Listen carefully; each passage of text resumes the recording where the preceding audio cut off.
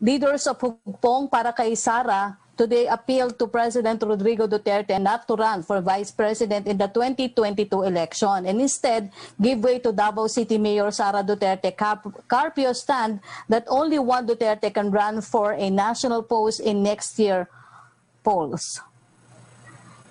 Alam niyo naman ang posisyon ko, no? Pagdating po sa usaping mag-ama, hayaan na po natin silang magdesisyon.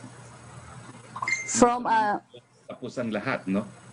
Ang malinaw, kaparehong ang presidente po at si Mayor ay nagkakaisa sa paninindigan na isa lang sa kanila ang pwedeng tumakbo. Habang hindi pa po dumarating ang October 8, hindi pa po natin alam kung sino sa dalawang Duterte ang maghahain ng kanilang certificate of candidacy. From Joseph Morong ng GMA News, can you elaborate on what the President said that he will stop government transactions with Red Cross? What transactions are this? And is the President serious? I don't see any reason bakit hindi po siya seryoso, no? Dahil malaki naman pong pondong nabibigay ng national government sa Red Cross, no? Galing po sa PAGCOR, galing sa PCSO.